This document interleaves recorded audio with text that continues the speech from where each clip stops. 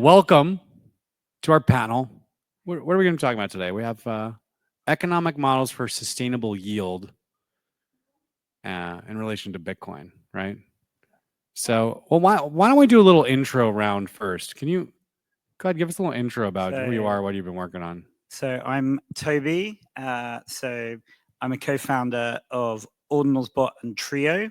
So we were the first inscription service. And I've used OrdinalsBot. Yeah, me too. I think a lot of people at this conference has, which at least the non-maxis, right? We're super pumped, and we're going hard on a Bitcoin yield play, basically.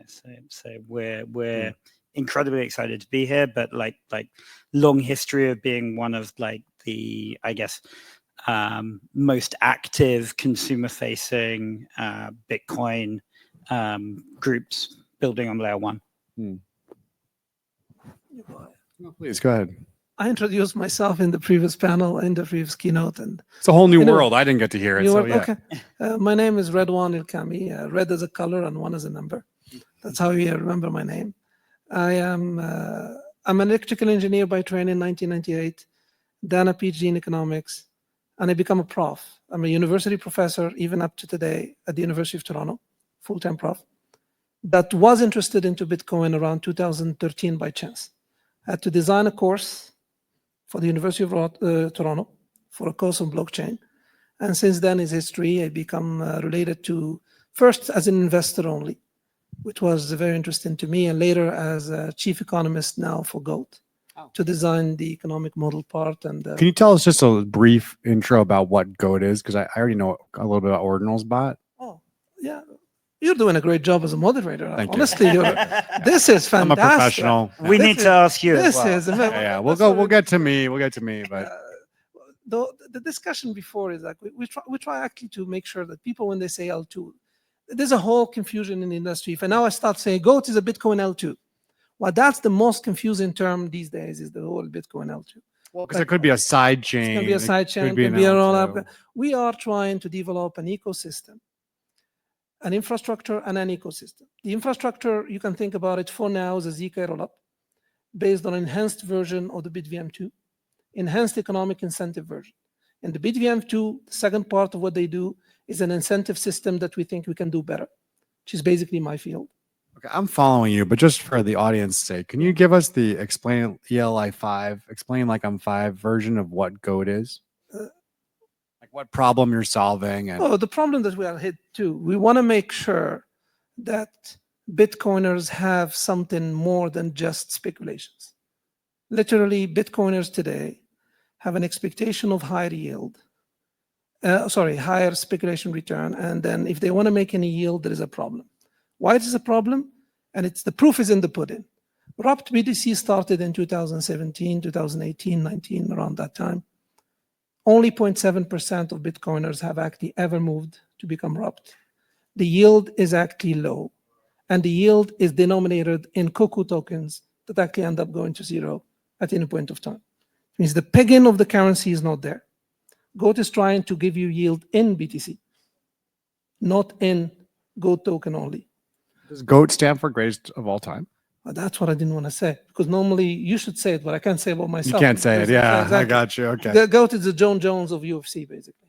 If you follow the UFC, we're trying to be the John Jones of the UFC, if you like John Jones. Because we're Canadian, we're probably more of a, I don't know if you follow the MMA community. No, but so I think I've got a good grasp on it. Basically, you guys are building sort of DeFi applications using Bitcoin on some EVM ZK rollup, which is a way that this other chain can kind of check in some hashes onto Bitcoin, or no? Are you guys using OpReturn? No. We basically have, that's what the BitVM word comes in. Right. We have implemented a trust minimized bridge. Trust minimized bridge. But how minimized it is the whole question. Okay, cool. I'd love to get into that too later. All right, so. But it's all about you right now. Switch. Who are you? Okay, I'll give you guys a little download. Tell us who you are. My name is Ben Sigman, and really I'm a technologist at heart, and I'm really into sort of anything that increases the self-sovereignty of humans online. And basically, I launched and built a Bitcoin wallet and sidechain called Libre, Bitcoin Libre, that enables you to send and receive Bitcoin and Tether to any other user account instantly and free. And we built this a couple of years ago using a bridging technology called P Network. You guys ever heard of it?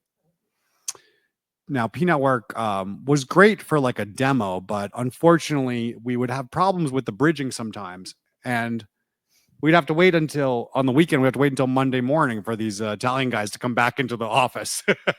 So we decided we're gonna figure out how to build a bridge that could really be decentralized using MPC TSS technology, which is multi-party computation threshold signature schemes. So this actually took us 2.5 years to build.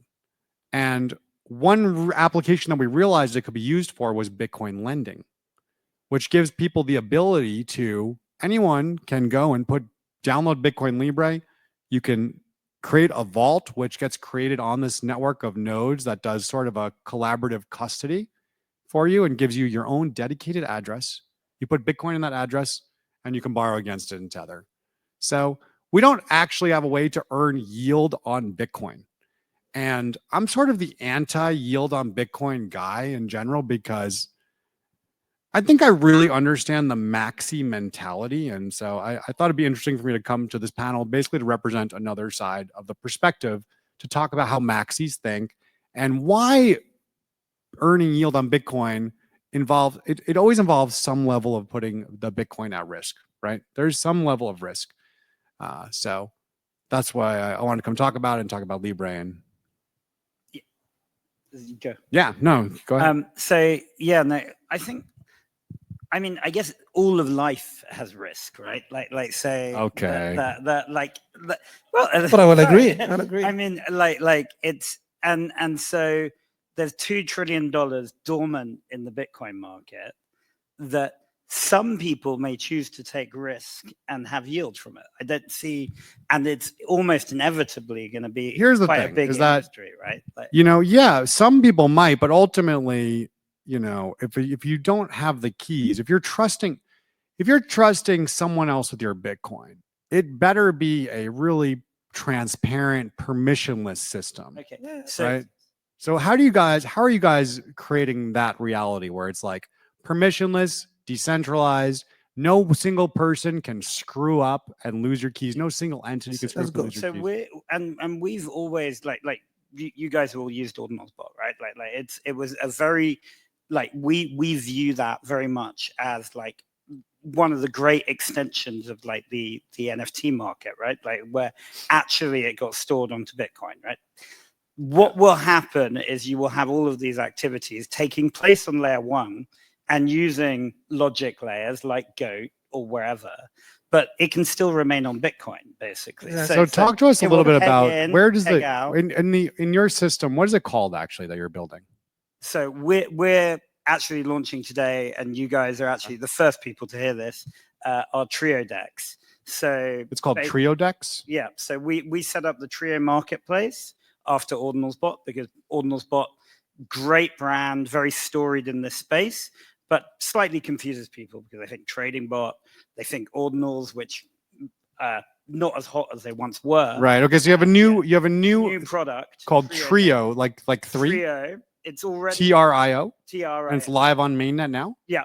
Really? Okay. The marketplace for ordinals is live in mainnet. Okay, gotcha. The Trio DEX will be coming later this year. So how does Trio DEX work? Can you give us a few minutes of just sort of how does Trio DEX work? And I'm sorry, 1 second, but you have a new... Yeah, sorry. I just got thrown up here. Should I introduce myself? Yeah. Okay, cool. I'm Francis. A little bit on my background. I worked at Anchorage Lending. I was the first employee there. Okay. I worked at Starkware for the last 2 years, and now I'm starting a overcollateralized Bitcoin platform for institutional loans. Oh, cool. Great. So yeah, a lot of experience in the Bitcoin yield world. Actually, if it's, I think it would make sense to maybe explain the ways traditionally that people get Bitcoin yield. So I think this would be a good place to kick this off. So I think this sets the stage nicely. But like traditionally, Bitcoin yield comes from two places. One is like lending to market makers, right? Like market makers need BTC. They need to be able to efficiently give you, buys in on Bitcoin, and they need to be able to do that without taking a lot of price risk. So they do that by borrowing. And traditionally, market makers are very capital sensitive. So they like to borrow uncollateralized. After 2022, 2023, a lot of that sort of borrow started to fall off because essentially every institutional or most institutional lenders in the space, not me, got their heads cut off. So, things changed there. The other place that traditionally you get Bitcoin yield from is actually Bitcoin miners, right? Bitcoin miners produce, they have ASICs, right? Those ASICs produce Bitcoin. So if you borrow Bitcoin and Bitcoin goes up, your liability goes up, but your revenue has gone up, a little bit faster, right? And if you borrow Bitcoin and the price of Bitcoin goes down, your ASICs are producing less revenue, but at least your liability has gone Sorry, up. what, miners are borrowing Bitcoin? Yeah, of course. Miners have borrowed Bitcoin probably for, I would say probably longer than 7 years or so. But yeah, that was. What are they doing with that Bitcoin? So they'll borrow because ASICs produce Bitcoin. Okay, so gotcha, if right. your production is essentially, technically they produce terahash, but terahash turns into Bitcoin. Right. So if your revenue is in Bitcoin and your liability is in Bitcoin, it gives you a better kind of alignment. Why aren't they borrowing Matching. dollars for that? Well, because then you don't really have that alignment, right? So if you borrow cash and Bitcoin goes down, Bitcoin doesn't just go down like It's Bitcoin. matching Yeah. liability, basically. Yeah, Asset exactly. liability. And it's convex too, right? Because So are they borrowing Bitcoin in Bitcoin terms? Like I'm borrowing 50 Bitcoin today, I'm going to pay you back 50.5. exactly. Okay. Yep. And then Oh, that makes sense. Okay. and if Bitcoin goes up, you're actually outperforming Bitcoin. But at the end of the day, they have to, the miners are priced in dollars. So Not really, right? As No? Bitcoin price goes up, you'll see miners are technically like it's priced in dollars per terahash. You'll see frequently, Yeah. but that dollar per terahash follows very, very close with like the Bitcoin price, right? okay, So interesting. if you see, and it obviously depends on the efficiency Never of the thought about machine, that, yeah. right? So if you have an 8 joule per terahash, I don't think that's around yet, but if you have an 8 joule per terahash machine, that's going to be at a higher dollar per terahash cost, or really a Bitcoin per terahash cost, sats per terahash, however you want to put it. And then if it's a less efficient machine, the opposite. Those are two different ways, but staking will be the third way. I don't agree with that one. That staking is a way. No, I think the networks actually need to have velocity in order for that to happen, right? And Need to have? they need to have velocity, and block space needs to be expensive, right? And at this point, block space has become relatively cheap. So I think that there has been a lot of promises made around sort of this staking Bitcoin yield, but in reality, like I don't really see where it's coming from because it has to be produced by fee revenue. Sorry, can you actually take a moment? Why do you say staking though? Can we hear from you about? Okay, Yeah. I'll go. I want to let him first express. Just his to have a behavior. counterpoint already, because he jumped Oh, up here no. late anyways. Oh, we got a new entrant. That's right. A new opponent enters the Wow, ring. this is amazing. This is a comedy sketch at the moment. This panel is gonna keep growing. So we're gonna need some more chairs No, I think on the this is, stage. this is debatable. I kind of agree with him on his two first point. Okay. Those are applications that you need Bitcoin. I think the staking is important, but for any model actually, you generate yield, you generate return because of productivity, and you can produce based on labor or capital. Bitcoin Okay. is capital. Yeah. And if you don't put your capital at use, it stay dormant, because what he's talking about is applications that are liquidity providers, borrowing, using the heterogeneity of investors, in this case miners, and they need a certain demand and fit in the demand, they can generate yield. The staking part has a different take, but it requires a better infrastructure. This I give you that. It requires, in order to have return based on staking, is basically saying, and if in order to neglect it, you only believe then capital have no use except they're sitting there and having speculation. And capital, in my view, and the proof of stake, in my view, is one of the very interesting things actually that happens, not just in Ethereum, but what was actually dormant in Bitcoin. And it can have, but I want to address one thing before. That's why you see me like, I want to go back to the idea of risk. You want to take risk or you don't want to take risk. And usually this is a very misleading sentence for everyone. When we say risk, there are different types of risk. Even in traditional market, they spend my life in it. There's market risk, credit risk, counterparty risk. When you trade an option, you want volatility, but you don't want interest rate risk. You don't want stock because you do a delta hedge. You don't want that risk. It means if you want to make return based on your Bitcoin, the risk you're taking market risk, but you're still permissible. That's how if you're not permissible and somebody can take your money, well, that's a risk you don't want to take.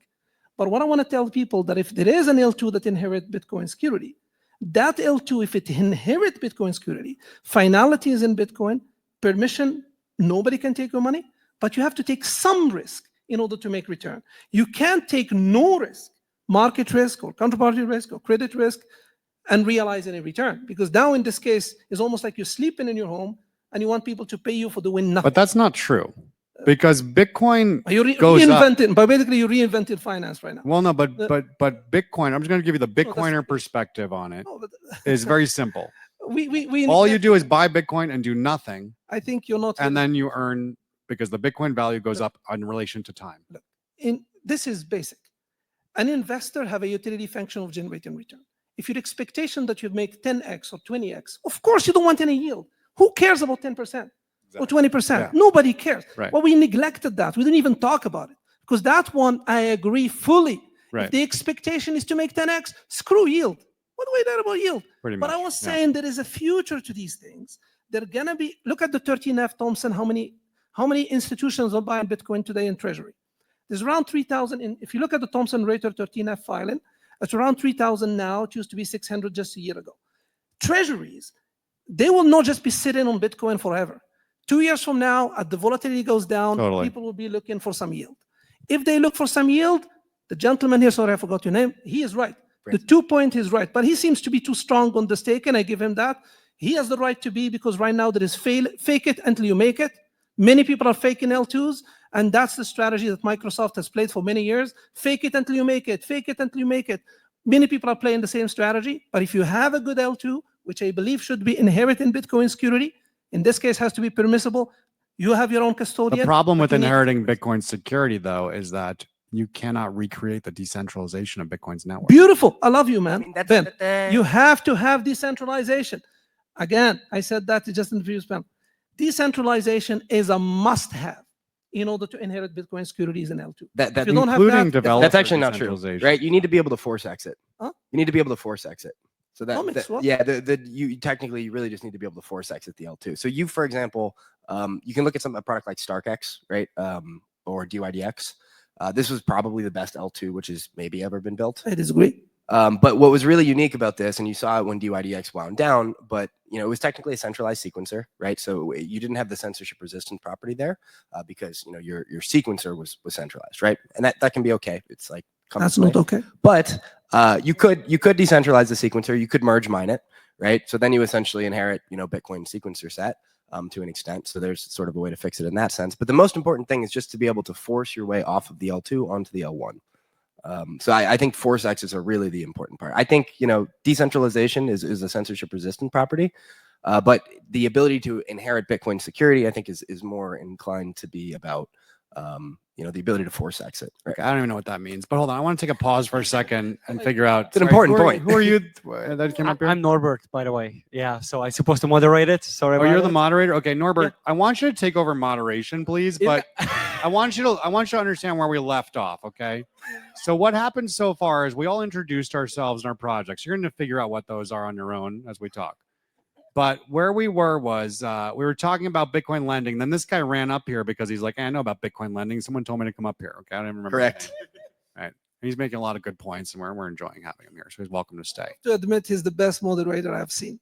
No, just keep this. Thank keep you. it- Thank you. it's Okay, we're gonna fireside pass. chat. Norbert's gonna do a great job. We're gonna be impressed. But sorry, what's your name again? From Toby from OrdinalsBot and Dream. So he was explaining his project where we kind of diverted to figure out who the new people were. But I think we should just for now go back to him explaining what tiered trio decks. The Trio Dex, yeah. Trio Dex is and how it provides yield. I'd love to hear about it and how it's decentralized. We're kind of talking about that a little bit, and then you could take over from there. Yeah. Yeah, so obviously, like as we heard, a lot of people in this room and at this conference have used OrdinalsBot, right? Like we've been a very popular platform. People experimenting on Bitcoin, using Simple, great UI. Yeah. Yeah, exactly. So anyway, as we evolved, and in that journey, like Audi, a multi-billion-dollar token, launched on our platform. Runestone was like the biggest Bitcoin airdrop. So we've got a very strong history as layer one Bitcoin builders, right? But obviously, like the gigantic play is the $2 trillion Bitcoin market and what people begin to do interesting stuff on it. It's actually incredible that you've got this kind of dormant blockchain almost, right? Like that's like you say, a lot of people want to just hold their Bitcoin. The blocks are empty and keep it, in yeah. Bitcoin. The fees are insanely low, basically Yeah. all-time lows of fees, and the blocks are empty. Yeah. Well, our partners at Mara absolutely love us, right? Because Right. we got to a point where ordinals and runes at their height led to Bitcoin fees overtaking mining fees for the first time, right? Like And also crushing the network, so regular transactions couldn't even happen. You know, like Binance had to shut down because of VMPX, like which is why which led to the need for layer meltdown and twos led to as well. led to also you know CZ going to jail. Part of that was the that the whole float up to that was all caused by Ordinals essentially. I don't think Ordinals caused CZs to go to That's jail. a- I that's think That is a stretch. No, There's actually a straight line there. Actually, there really is a straight line there between VMPX and that occurring, because what it caused was the SEC complaints to go up when Binance shut down their withdrawals because of the network fees going up. When VMPX was created by a guy named Jack. yeah, but it's like a butterfly flapping its wings in Brazil. Yes, Ordinals did cause CC to go to jail, but he didn't. No, it's actually more direct than that, because the SEC investigation was launched out of the fees going up and causing the Binance to shut down the withdrawals. Exactly. Anyways, Exactly. You know. So anyway, another good for crypto kind from Ordinals. But anyway, like there is a trio dex coming. what does that mean, trio dex? Though we still don't understand what that is. So a trio decentralized exchange. So we effectively launched our trio marketplace just because it What was does trio mean, though? trio. Okay, so trio is the brand name of. Okay, of our doesn't it Bitcoin. mean three though? Free? Yeah, exactly. Free? As in free, as in THRE. Yes. Three. Okay, yeah. Right. So, but yes, so we effectively, and we felt that was. It was around like the different areas of operation of us. So we're playing in Bitcoin tokens, Bitcoin yield, and Bitcoin ordinals. Okay. So the trio and the thing about our Bitcoin. So that's the trio is Ordinals, yield, and Bitcoin. Yeah. Okay. Cool. Yield and Bitcoin tokens. So. Gotcha. Okay. Interesting. So effectively, there's been all these Bitcoin native tokens. We happen to launch one of the $1 billion ones. We also played a part in launching the other one that's sitting at $500 million now, which is Dog. So like we were quite instrumental in the launch of these native Bitcoin tokens. But because they kind of sucked as a token user experience. Terrible. Right? Because basically there was no liquidity. Well, not just that, but transferring them was an absolute nightmare. Exactly. So obviously all of the goats and the ICPs and whatever got their act together. And I think what we're seeing now is effectively you're seeing this race between all these different layer twos to provide the logic layer that will leverage all of Bitcoin and many of the cool things you've done on other chains. So are you building an L2? Is that part of what? No, we're nothing to do with L2. I mean, we only do Bitcoin. Runes are already kind of an L2. You know, it's a meta protocol. Protocol. It's a sovereign ruler. It's a sovereign. So are you building runes then on runes? We're building on runes. We're building on. We're building on any Bitcoin layer one. Right. Okay. So you've got a Bitcoin layer one, some way of earning yield with something called Trio, is what I've got so far. Yeah. Is that right? Yeah. Okay. I think we need to work on the story of this thing a little bit, but it's good. We're getting somewhere a little bit. So I think what you talked about earlier was very important. You talked about sort of like the need to utilize your capital. And I think, you go one direction with that, which is like people will directly utilize Bitcoin and get yield in BTC terms, right? So that I think is where I like we differ, right? I think it's very challenging to get yield in BTC. I've laid out some of the ways that I've tried to do it in the past. It's extremely hard. And I think what is probably more likely to be sort of a source of utility for BTC is just posting it as collateral and borrowing cash against it. Bitcoin is the best collateral in the world. Like even at this point in time, right? You can liquidate $100 million of it and barely affect price. You can settle it over the internet 24/7, 365. You can even do, loans which are essentially like the BTC is locked on L1. Bitcoin does do bilateral stuff pretty well. So it's maybe not super retail friendly yet, but I think Lava has something that Yes. they're doing like that, right? Yes. Yes, exactly. Yeah. Well, so tell us about so let's have the invader. What's your name again? Francis. Francis. Why don't you tell us a little bit about your Bitcoin lending protocol? Well, okay, so technically, last couple days at Starkware, but yes, also launching a DLC lending protocol. Differs from Lava in that it's focused exclusively on institutions. Yep. I think generally speaking, bilateral is like pretty tricky. Having worked in institutional before, it takes a long time to sort of like. So how would someone sign up for your theoretical lending protocol? Is it going to be like contact an advisor? Yeah, no, it'd be Oh, you get a contact page and then we reach out. Like, I mean, the institutional world. Do you think the world needs more of that, like contact an advisor, do KYC type lending platform? I mean, KYC is, I don't think we necessarily need to get into KYC in this particular conversation, but I would say that there's a lot of people in Bitcoin who have a lot of net worth, right? And it's kind of hard for them to, like, they maybe weren't the most savvy financial people, right? They bought, or they ended up like really rich in Bitcoin because they were mining Bitcoin on their like gaming GPU. So these people weren't necessarily supposed to be super, super rich. And some of them struggle with like traditional banking. Being able to borrow cash against your Bitcoin Definitely really helps if you want to buy a house, if you want to be able to start a business. I'm not talking about the viability of borrowing, because I actually designed and run a decentralized lending platform for Bitcoin only, right? Yep. I think that the reason that you want to go sort of in that route is because you want to be able to provide the best service possible, right? And whenever you're doing anything bilateral, it's extremely high touch, right? If you've worked in institutional lending, I think you know this, right? Like you're doing, anytime you have a margin call, it takes like 15, 20 minutes of your time. So that obviously doesn't scale to 1,000 people so well. But why do you need margin calls? I mean, it's a over collateralized loan, so it has to stay over collateralized. Automated. Yeah, but why does it require high touch? I guess is the thing. Because the way that Bitcoin works, right, is you have to pre-sign everything. So you're pre-signing these discrete log contracts, and you have to, maybe pre-sign 500 transactions, and that takes a minute. And sometimes people have to get coached through that, and if they're not coached through that, they're going to get liquidated. And realistically, like I don't want to be in the business of liquidating retail. Yeah. Like I'd like to be in the business of helping my customers top up their margin call so they don't get liquidated. Yeah, I think that's really the interesting. That should be the focus. Okay. But at the same time, we all know, right? Like the over-collateralized lending market has actually been quite a safe, like it's actually been quite a benevolent lending market. That's true. As far as well, I mean, there's some having been in that world, right? Like, well, we're in Vegas, so, right? Like relatively speaking. So here's the thing: when you borrow over collateralized from like a centralized, maybe you're borrowing from Binance, right? You're technically making the loan to them, right? They have more of your capital than you have of their capital. So they may go take that capital, they may go post it with another custodian, they may go borrow more cash and go lend out that cash, right? So there's a real issue with rehypothecation, which I think was happening in institutional lending and just lending basically any centralized platform. Yes. That you're putting your Bitcoin into can do anything they want with your Bitcoin. We saw that with Celsius doing anything they wanted with your money. Coinbase literally does anything they want with your money. That's how they give you a 5% rate, right? They're taking that money and finding other ways to earn on it.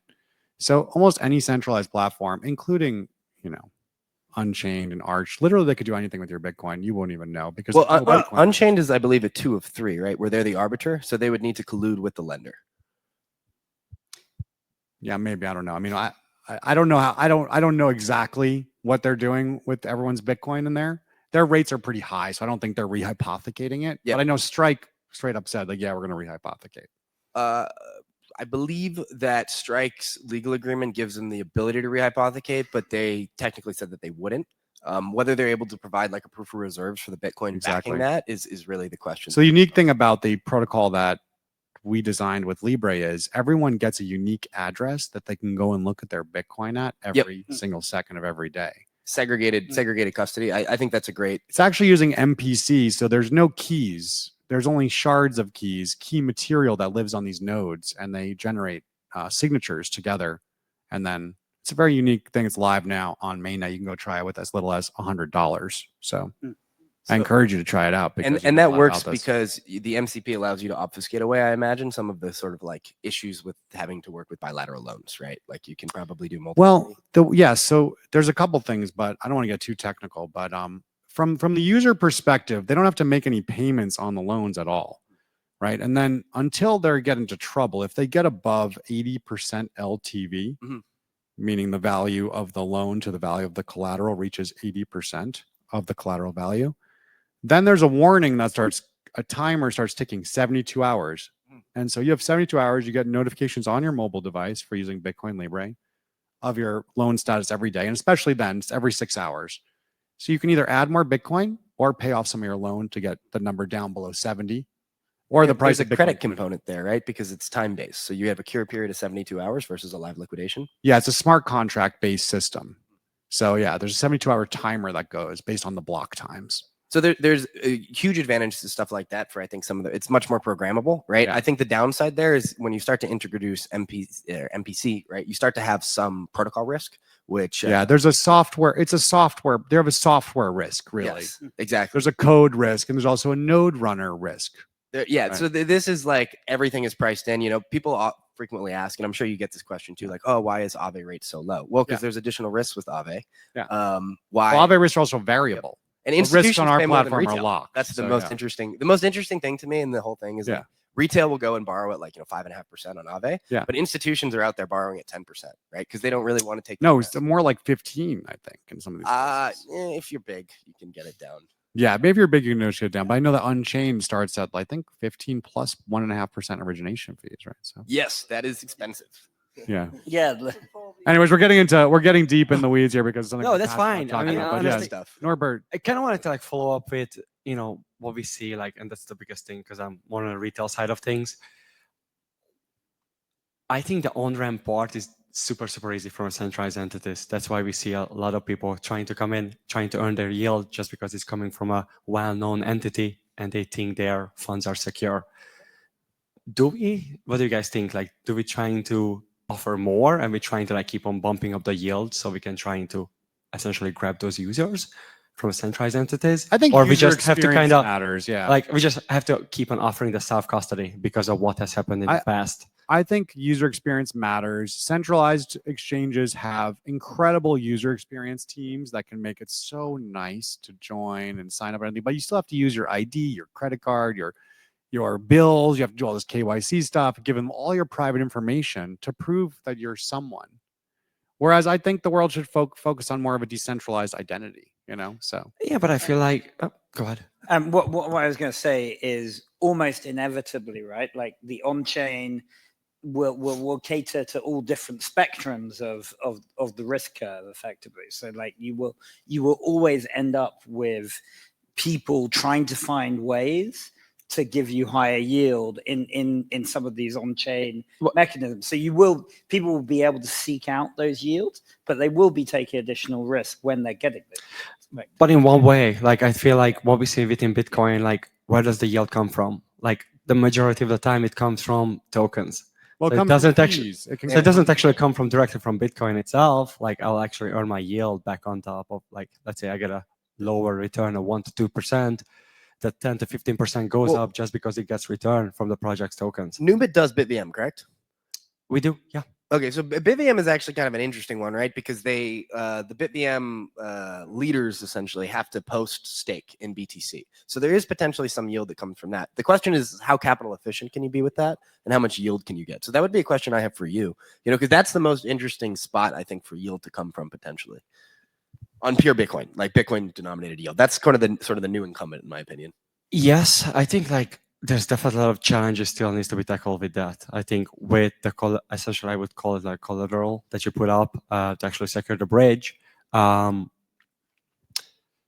What I think like the biggest challenge, like at least what I would see or say, is because of the demand side of things, I think still doesn't actually appealing for the retail users. So just because you are able to trying to create a sustainable yield from that aspect, it doesn't actually mean there's going to be a demand from that side.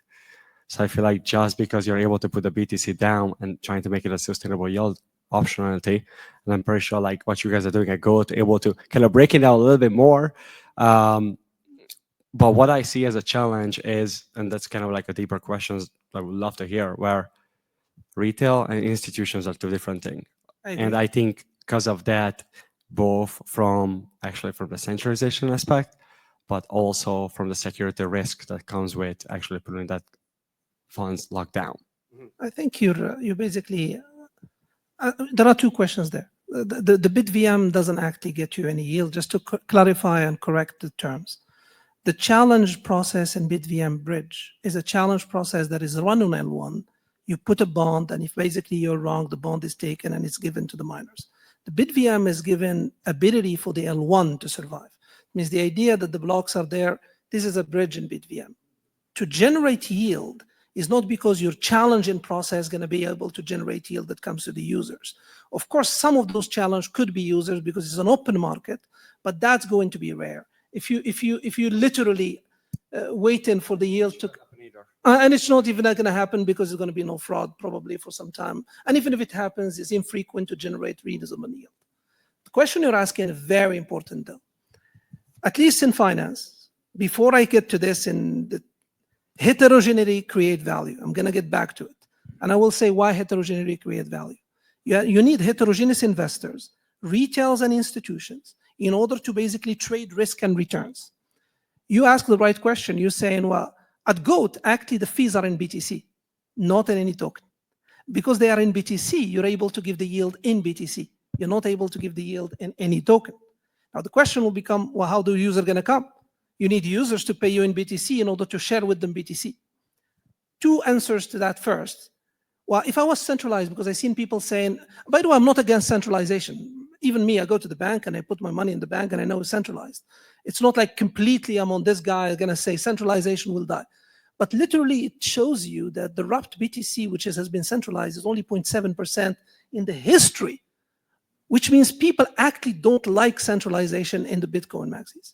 Means back again, sorry to be a little bit longer, just to identify the component of an answer. The component of an answer are these.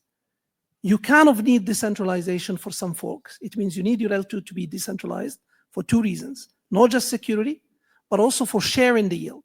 Because if I'm centralized and I make money, because now let's suppose we solve the problem of transactions. We have transactions, we're going to have yield. If you have a central entity, they have a great user system, but it's not sure a monopoly. I don't know if I've ever heard monopoly create value. I've never heard this. Monopoly never gives you value. Oligopoly never give you value.